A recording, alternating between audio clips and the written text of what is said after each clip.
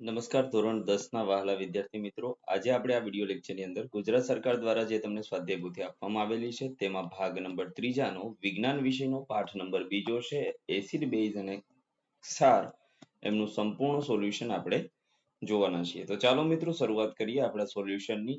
જેમાં પહેલો મુદ્દો છે 2.0 સૂચકો, જેમાં પહેલો પ્રશ્ન છે નીચેના બહુ વિકલ્પીય પ્રશ્નો માટે આપેલા વિકલ્પમાંથી સાચો વિકલ્પ પસંદ કરીને લખો. તો પેલું છે નીચેનામાંથી કયું કુદરતી સૂચકને કોઈ પણ એક કુદરતી સૂચકને ઓળખો. તો કુદરતી સૂચક તરીકે લાલ કોબીજનો ઉપયોગ થાય. આપણને ખબર છે ફિનોપ્થેલિન અને મિથાઇલ ઓરેન્જ નહીં આવે કારણ કે કૃત્રિમ છે અને ખાંડ કોઈ સૂચક નથી, એટલે લાલ કોબીજ એમની અંદર આવશે. બીજું છે તમારા વર્ગમાં એક વિદ્યાર્થી દ્રષ્ટિની અશક્તતા ધરાવે છે, એટલે કે જોઈ નથી શકતો ભાઈ. હવે જોઈ નથી શકતો તો હળદર થી શું થશે ખબર નહીં પડે, પેટુનિયા થી શું થશે ખબર નહીં પડે, અને લિટમસ થી શું થાય છે ખબર નહીં પડે, કારણ કે ત્રણેય રંગ સૂચક છે, રંગ બદલે. તો હવે એસિડ બેઝ ને સૂચક કરવું હોય તો તમારે વેનીલાનો અર્ક લેવો પડે, કારણ કે ઘ્રાણેન્દ્રિય સૂચક છે, જેની સુગંધ લઈને તે આ દ્રષ્ટિ વગરનો એટલે કે આંખો વગરનો જે વિદ્યાર્થી છે તે કહી શકશે કે એસિડ છે કે બેઝ છે, એટલે એમની અંદર આવશે બી. હવે એક વાત કરते કે નીચે ડિસ્ક્રિપ્શનમાં 3 પ્લે લિસ્ટ આપેલા છે, તેમાં પેલો ભાગ, બીજો ભાગ અને ત્રીજો ભાગ, ત્રણેય ભાગના સોલ્યુશન તમને મળી જશે. બીજું છે નીચેના વિધાનો સાચા છે કે ખોટા તે જણાવો. એસિડ ના દ્રાવણમાં ફિનોપ્થેલિનના 2 ટીપા નાખતા ગુલાબી બને. તો આ વાત તો સદંતર ખોટી છે, કારણ કે એસિડ ફિનોપ્થેલિન સાથે કોઈ રંગ આપતો નથી. ચોથું છે બેઝ ભૂરા લિટમસ પેપરને લાલ બનાવે છે. તો ભૂરા લિટમસ પેપરને બેઝ લાલ ન બનાવે, પણ લાલ ને ભૂરું બનાવવાનું કામ કરે. આપણે એક સૂત્ર છે, એક ભૂલ બે લાભ. એટલે કે એસિડ છે એ ભૂરાને લાલ બનાવે અને બેઝ લાલને ભૂરું બનાવે. ત્રીજું છે નીચેના વિધાનો સાચા બને તે રીતે ખાલી જગ્યા. પાંચમું લિટમસ એ કુદરતી સૂચક છે. સફેદ કપડા પર કઢીના ડાઘ પર સાબુ રગડવાથી ડાઘ લાલ રંગનો બને છે. ચોથું નીચેના પ્રશ્નોના ખૂબ જ ટૂંકમાં એક શબ્દ કે વાક્યમાં જવાબ લખવાના છે, જેમાં સાતમું લિટમસ દ્રાવણ એસિડિક કે બેઝિક ન હોય ત્યારે તેનો રંગ. તો લિટમસનું દ્રાવણ જ્યારે એસિડિક કે બેઝિક માધ્યમમાં ન હોય ત્યારે એમનો રંગ જાંબલી રંગનો હશે. કેવો હશે? જાંબલી રંગનું સૂચક છે. આઠમું લીંબુના રસને વાદળી લિટમસ પેપર પર નાખતા શું અસર થશે? તો લીંબુનો રસ જો ભૂરા લિટમસ પેપર પર નાખશો તો એ લાલ બનશે, એટલે કે વાદળી કહો કે ભૂરું કહો બધું એક જ થાય. ત્યાર પછી મુદ્દો છે 2.1 એસિડ અને બેઝના રાસાયણિક ગુણધર્મો, જેમાં પહેલું નીચે આપેલા વિધાન સાચા બને તે રીતે ખાલી જગ્યા પૂરો. નવમું છે ધાતુનું એક સંયોજન X મંદ, હવે ધાતુનું છે, અને મંદ હાઇડ્રોક્લોરિક એસિડ સાથે પ્રક્રિયા કરી અને ઉભરા ઉત્પન્ન કરે છે. આ ઉભરામાં ઉત્પન્ન થતો વાયુ કયો હશે? હાઇડ્રોજન વાયુ હશે, કારણ કે કોઈ પણ ધાતુ જ્યારે એસિડ સાથે પ્રક્રિયા કરે ત્યારે બે વસ્તુ બને, ક્ષાર અને હાઇડ્રોજન વાયુ. પરંતુ એસિડની અંદર એક મર્યાદા છે, નાઇટ્રિક એસિડ હાઇડ્રોજન નહીં આપે. ઓકે, બાકીના બે જે છે H2SO4 એટલે સલ્ફ્યુરિક એસિડ અને HCl એટલે કે હાઇડ્રોક્લોરિક એસિડ એ આપશે. 10મું સામાન્ય રીતે અધાત્વીય ઓક્સાઇડ સ્વભાવે કેવા હોય? તો એસિડિક હોય ભાઈ. બીજું છે નીચે આપેલ પ્રશ્નોના એક શબ્દ કે વાક્યમાં જવાબ આપો, જેમાં 11મું સામાન્ય રીતે એસિડની ધાતુ સાથે રાસાયણિક પ્રક્રિયાથી કયો વાયુ મુક્ત થાય છે? તેમાં હાઇડ્રોજન વાયુ મુક્ત કરે છે. એસિડ સ્વાદે કેવા હોય? ખાટા હોય. એસિડ અને બેઝ વચ્ચે પ્રક્રિયા થઈ ક્ષાર અને પાણી બને. આ પ્રક્રિયાનું નામ શું છે? તો એનું નામ છે તટસ્થીકરણની પ્રક્રિયા. આલ્કલી દ્રાવણ એટલે શું? તો પાણીમાં દ્રાવ્ય થતા બેઝથી બનતા દ્રાવણને આલ્કલીય દ્રાવણ કહેવામાં આવે છે. ત્રીજો પ્રશ્ન નીચેના પ્રશ્નોના ટૂંકમાં ઉત્તર આપવાના છે, જેમાં છાશ અને લીંબુ પાણી જેવા ખાટા પદાર્થોને તાંબા કે પિત્તળના વાસણોમાં શા માટે ન રાખવા જોઈએ? તો છાશ અને લીંબુ જેવા ખાટા પદાર્થોમાં એસિડ રહેલું હોય છે. આ એસિડ તાંબા કે પિત્તળ જેવા ધાતુઓ સાથે પ્રક્રિયા કરી હાનિકારક પદાર્થો બનાવે છે, જે આપણા સ્વાસ્થ્ય માટે નુકસાનકારક છે, માટે ન રાખવા જોઈએ. 16મું લવિંગના તેલની એસિડ અને બેઝની પરખ કેવી રીતે કરશો તે ટૂંકમાં સમજાવો. તો લવિંગનું તેલ એક ઘ્રાણેન્દ્રિય સૂચક છે, માટે તેનો એસિડ બેઝની પરખમાં ઉપયોગ કરી શકાય. લવિંગનું તેલ એસિડિક દ્રાવણમાં તેની ગંધ બદલાતી નથી, જ્યારે બેઝિક દ્રાવણમાં તેની ગંધ બદલાય છે અથવા અદ્રશ્ય થાય છે. તેથી આવા દ્રાવણમાં લવિંગના તેલના 2 ટીપા નાખી આપણે પરખ કરી શકીએ.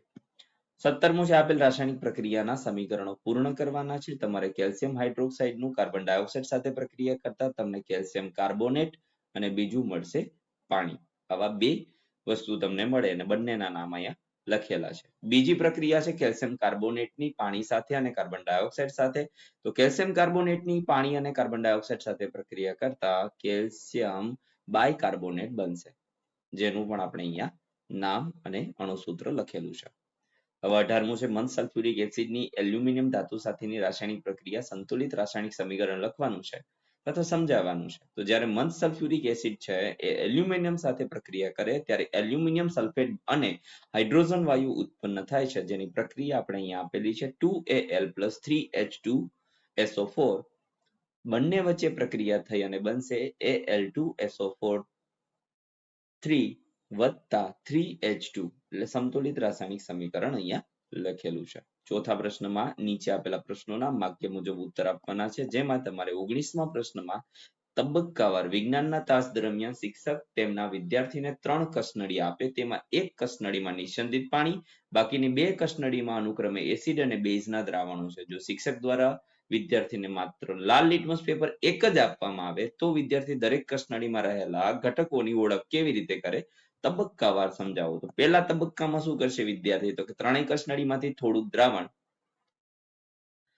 દ્રાવણ અલગ અલગ ડ્રોપરમાં લેવાનું છે. હવે દ્રાવણમાં લાલ લિટમસ પેપર ડુબાડો.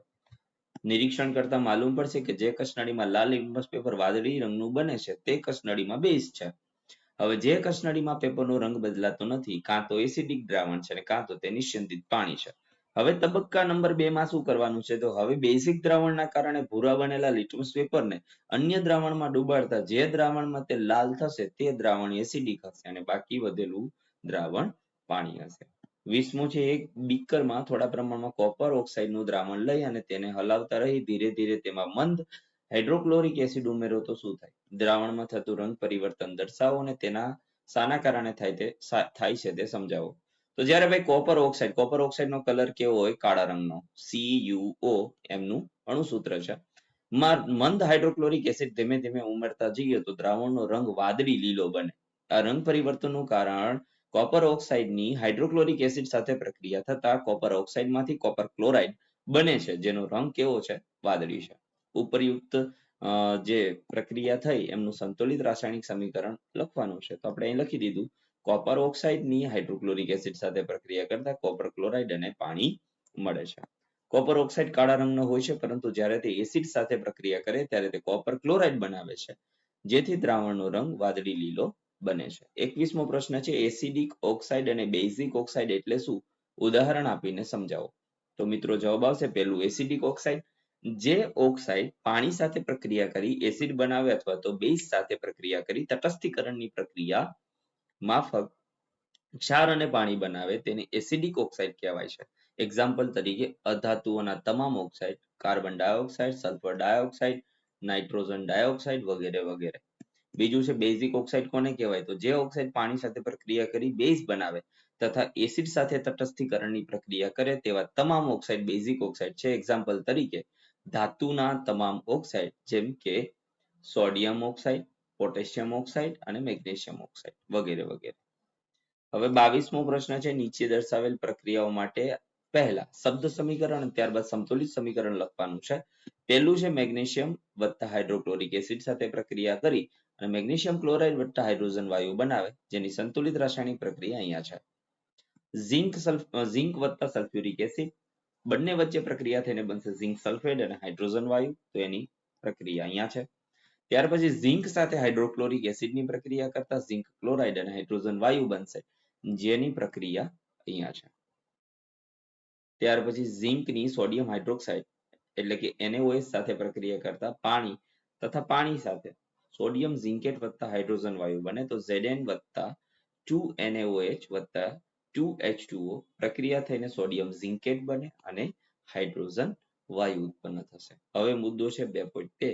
અહીંથી મિત્રો હવે આપણે ધીમે ધીમે સ્ક્રોલ કરતા જઈએ, જે તમારે જોતું જવાનું છે, જેથી કરીને વિડીયો લેક્ચર લાંબો ન થાય અને તમામ પ્રશ્નોના આન્સર તમને